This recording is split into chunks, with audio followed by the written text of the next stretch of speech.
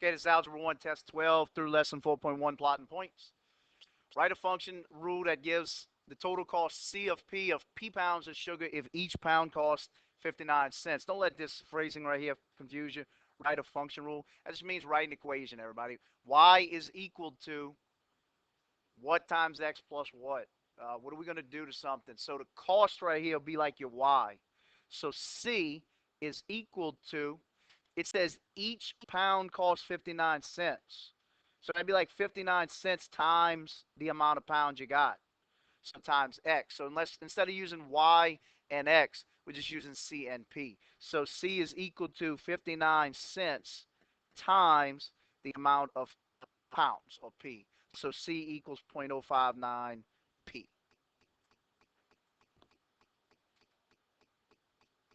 Number 2 says snail travels at a rate of 2.14 feet per minute. Write a rule to describe the function. So y equals, you can use the exact same thing we just did. Y is equal to 2.14 feet times the amount of minutes. So the distance traveled by the snail is y, and the feet is x, or the minute, I'm sorry, minutes or x. So there's your equation right there. How far will the snail travel in 9 minutes? So do we want to plug in 9 in place of y or in place of x? Yeah, x. That's how many minutes it is. So y equals 2.14 times 9 minutes. And when you multiply those two together, the snail traveled 19.26 feet in 9 minutes.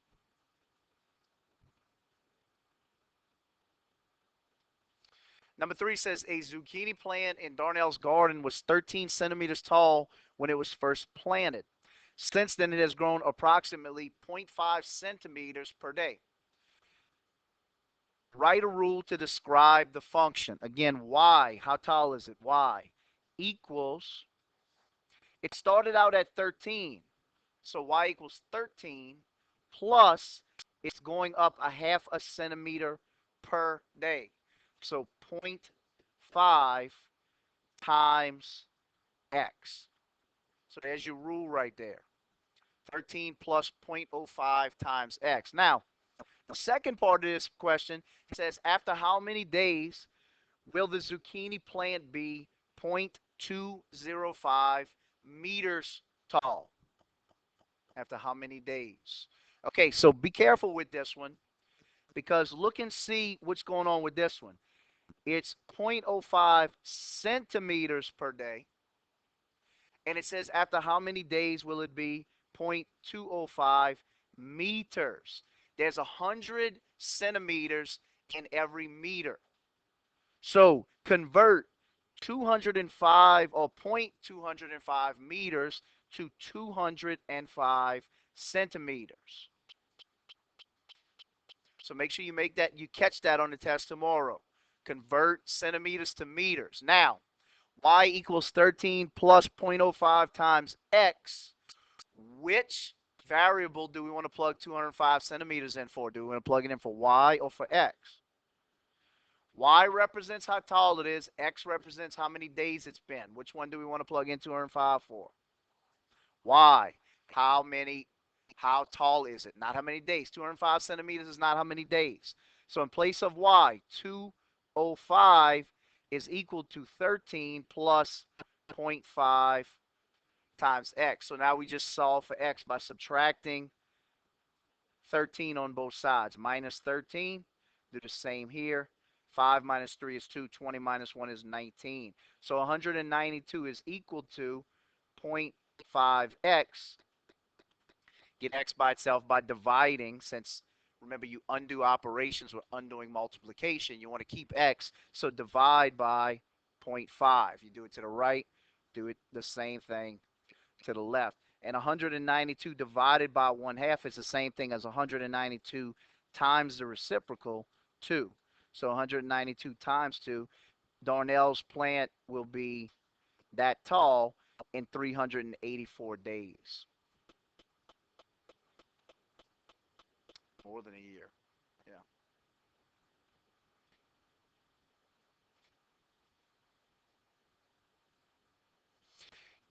Here's one from last week. You're driving to visit a friend in another state who lives 440 miles away.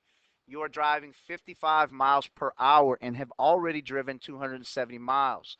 So how much you have to drive, the total, and how much you are driving or have driven. So total and drive. So total is 440 miles. Is equal to you going 55 miles per hour. 55 times an unknown amount of hours. Plus, you have already driven 275 miles. So just get X by itself by undoing your operations. Undo plus 275 by subtracting it. If you do it to the right, do it to the left. 440 minus 275 is 165 is equal to 55 times X. And when you divide by 55 to undo multiplying of 55, when you do it here, X equals 3. So you have to drive 3 more hours to reach your friend in another state.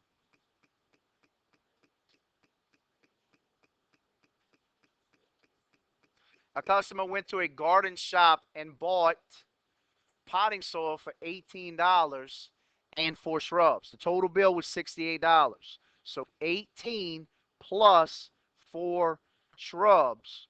It says find the price of each shrub. So we don't know how much each shrub costs. So that's going to have to be our variable. 4 times an unknown amount. When will that be equal to the total $68? So from here, undo your order of operations again. Undo positive 18 by subtracting it. If you do it to the left, subtract it from the right. 68 minus 16 is 50. So 50 is equal to 4x. Get x by itself by dividing by 4 on both sides. And x is going to be $12.50.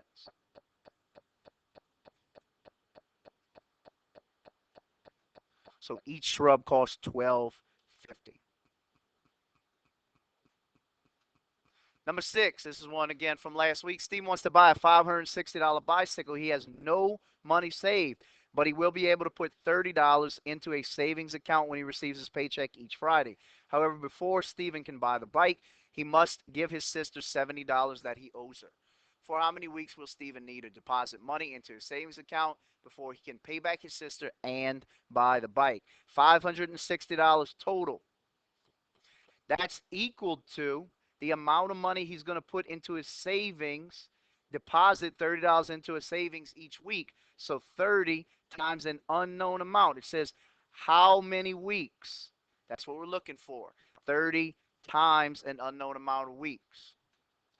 But he doesn't just need to make $560. He needs to also make back the $70 he owes his sister. So 560 equals 30x plus 70. Undo your order of operations again. Get x by itself by subtracting 70 on both sides. If you do it there, do it here. 560 minus 70 is going to be 490. So 30x is equal to 490. When you divide by 30 to get x by itself and do it here, x is going to be 16.33 and it repeats. So 16 and 1/3 of a week. So if he gets paid every Friday, let's use this 16.33 number realistically. If he gets paid every Friday, he won't be able to buy the bike until after he works his 17th week because he won't have enough money after 16 weeks. He'll have to wait till he gets paid the following Friday. 7 says the perimeter of the rectangle is 30 centimeters. Find the value of x. You have to know that perimeter is the distance around, or 2 of the lengths plus 2 of the widths. So we got a value for perimeter right here. In place of p, we're plugging in 30 centimeters. Is equal to 2 times a length. Doesn't matter which one you call the length. Typically, I try to call the one that's a longer length just to keep them straight. So this one right here, 3x, plus 2 times the width, that's the one that's shorter, 6. So now we got an equation. Everything is in centimeters. That's why I didn't write any units up there. 30 is equal to 2x plus 2 times 6, which is 12. 6x. 2 times 3x is 6x. So 30 equals 6x minus 12. Get x by itself now by undoing plus 12 by subtracting it on both sides. 6x is equal to 18. And then undo 6 times x by dividing by 6 on both sides. X is 3. So it tells you to find the value of x. X is 3. Had it asked you to find the value of the long side or both sides, you would take that value 3 and plug it in to the x value. 3 times 3 would give you 9 centimeters for that other one. Number 8 says to solve these equations. 3p minus 1 equals 5 times p minus 1 minus 2 times 7 minus 2p. Okay,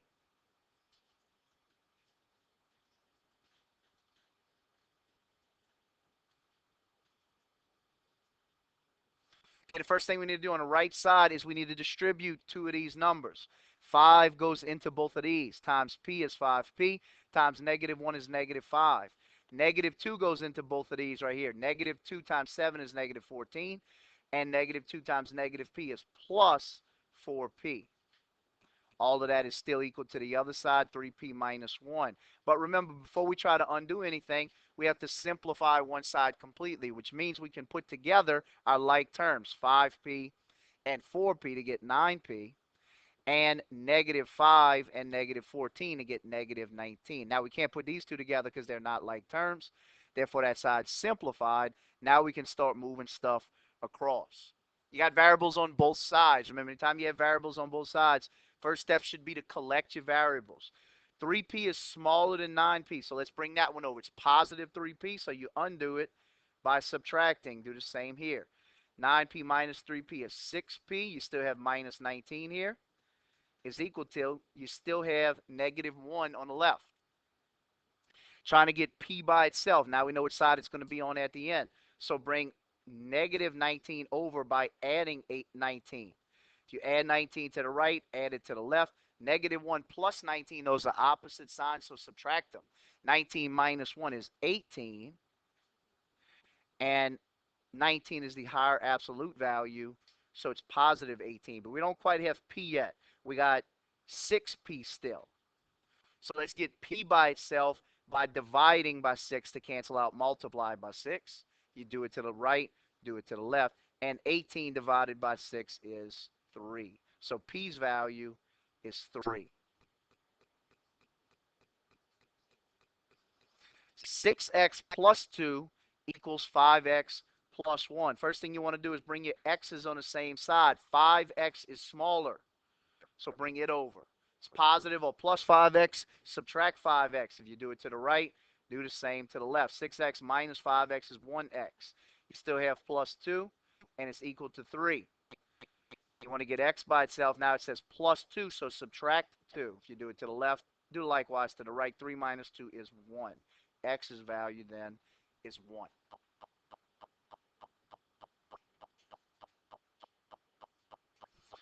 Seven d minus 3d plus 4d minus 4 equals 2d. Remember, before you try to bring anything over, combine, do everything you can to simplify one side. 7d minus 3d is 4d. 4d plus 4d is 8d. So when we put all our d's together, we get 8d. We still have minus 4. We can't take those away from each other because they're not like terms. So that's equal to 2d. Typically, we got variables on both sides. Typically, we would bring our smaller 2d over to our larger 8d. But since negative 4 is right there, we would have to move that as well. So instead of doing that, let's bring 8d over. It's positive or plus 8, so subtract 8d. If you do it to the left, do it to the right. 2d minus 8d is negative 6d. It's still equal to negative 4. So now get d by itself by undoing multiply by negative 6, by dividing by negative 6. Do it here as well. We all know a negative divided by a negative is a positive, and the number 2 goes into both of these. It goes into this one twice and into this one 3 times. D is 2/3. Number 11 says negative 6 is equal to x over 8 plus 4. You're trying to get x all by itself. So undo your order of operations backwards. Undo plus 4. If you do it to the right, do it to the left. Negative 6 minus 4. Now they're the same sign. Add them up. 6 and 4 is 10, and keep that common negative. So negative 10 is equal to x over 8, which means x divided by 8. You cancel out divide by 8 by multiplying by 8. If you multiply to right, multiply to left. If I asked you what's a negative times a negative, very quickly you would say a positive. Right here we have a negative times a positive. So use the same logic to know that very quickly this is a negative. 8 times 10 is 80. X is negative 80.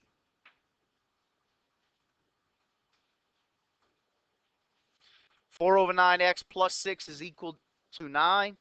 You want x by itself. Again, undo plus 6 by subtracting it on both sides. 9 minus 6 is 3. So you have 4 over 9 times x is equal to 3. Undo times 4 over 9 by dividing by 4 over 9. Remember, dividing by a fraction is the same thing as multiplying by its reciprocal. Fancy word, that means flip it. Multiply to left, multiply to right. 9 over 4. Everything's over 1 straight across. 3 times 9 is 27.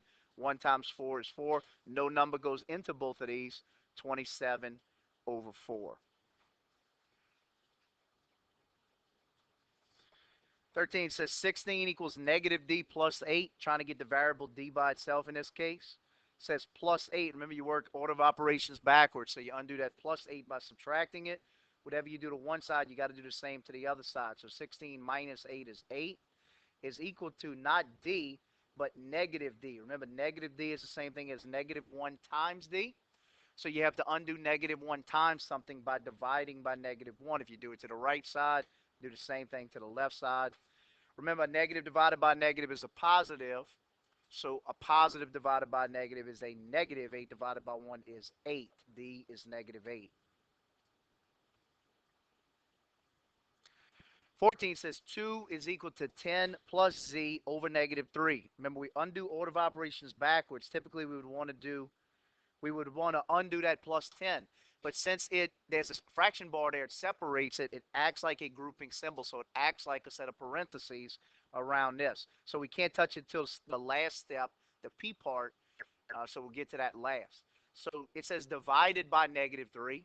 So you undo divide by negative 3 by multiplying by negative 3. Remember, we undo operations. If you multiply the right by negative 3, you have to multiply the left by negative 3. So negative 3 times positive 2 is negative 6 is equal to, this cancels out this. So what we're left with is still 10 plus z. The fraction bar is gone now because we got rid of it. So the grouping symbol is gone.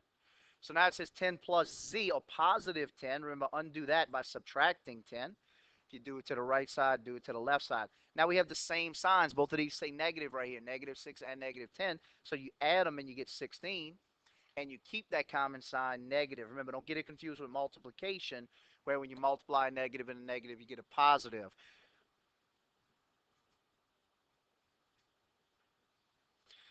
$15 says 35 minus 11 plus 3k is equal to 30. Remember, before you try to undo anything, each side has to be completely simplified. So if we look just at this left side, there's like terms that we can put together. We can put together 35 and negative 11. Now we're talking about opposite signs, unlike the last problem, so you subtract them. 35 minus 11 is going to be 24. It still says plus 3k. We can't put these two together and get 27k because one has a k and the other one doesn't. So we can't simplify this any further. That's as far as it goes. Is equal to 30. Now we want to get k is equal to all by itself. So undo addition and subtraction. It says 24 plus 3k. That means addition and subtraction is happening. But this isn't a sign that tells you what to undo. The fact that this is positive 24 does. Undo plus 24 by subtracting it. If you do it to the left side, do the same thing to the right side. 30 minus 24 is 6. So you still have 3 times k on the left is equal to 6. Get 3 by itself by dividing by 3. I'm sorry, get k by itself by dividing by 3. And if you do it to the left side, remember you have to do everything to the other side as well. 6 divided by 3 is 2. K is 2.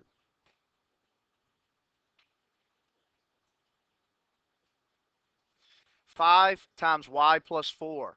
Again, simplify this by distributing 5 times y plus 4. 5y plus 20 is equal to 55. Now it's simplified. Now you got to get y by itself by undoing plus 20 by subtracting it. You subtract the left, subtract the right. 55 minus 20 is equal to 35. So you have something that says 5 times y equals 35. Undo 5 times something by dividing by 5.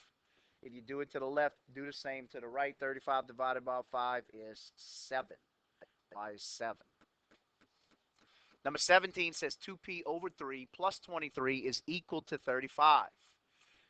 I'm going to get p by itself. It's going to take us a few steps to do this one. You can do it in 2 steps or 3. We'll do it in 3 to show real quick. Undo plus 23. That's still first. You still undo your Aunt Sally part. You subtract 23 on the right, do the left, do the same thing to the right. 35 minus 23 is 12.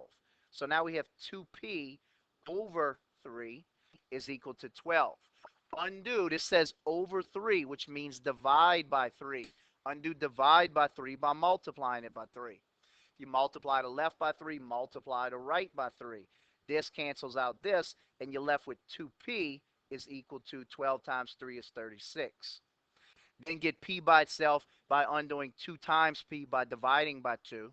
And if you do it to the left, do it to the right. 36 divided by 2 is 18. What I meant about doing it in 2 steps, instead of undoing divide by 3 and then multiply by 2, you could have simply multiplied by the reciprocal 2/3, multiplied by 3 over 2, and did the same thing on both sides and gotten the same thing. P is equal to 18.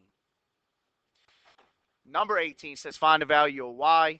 Negative 6y plus 14 plus 4y is equal to 32. We want to get y by itself. Before we can start undoing anything, though, we need to combine negative 6y and positive 4y. Those are opposite signs now, one positive, one negative, so subtract them. 6y minus 4y is 2y. And since 6 is a higher absolute value and it is negative, it's going to be negative 2y. You keep that sign. Plus 14 is equal to 32. Remember, we can't put negative 2y and positive 14 together because 2 has a y and 14 doesn't, or negative 2 does. Undo plus 14 by subtracting it. If you undo it right there, you have to subtract 14 on the other side as well. 12 minus 4 is 8. 2 minus 1 is 1. So negative 2y is equal to 18. Undo that by dividing by negative 2. If you divide the left, divide the right. Remember, a positive divided by negative is a negative, and 18 divided by 2 is 9. Y is negative 9.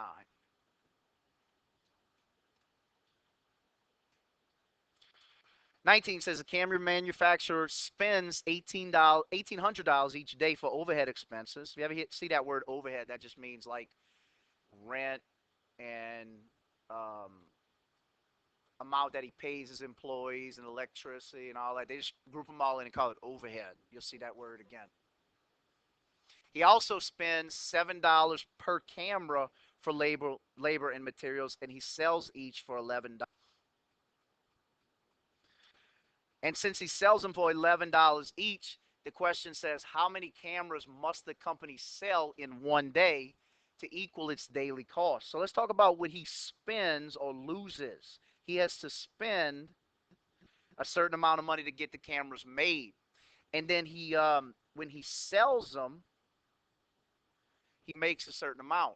So the amount he spends is $1,800 plus it cost him $7 times an unknown amount of cameras, depending on how many he makes. If he makes 1, or if he makes 100, or if he makes 1,000,000.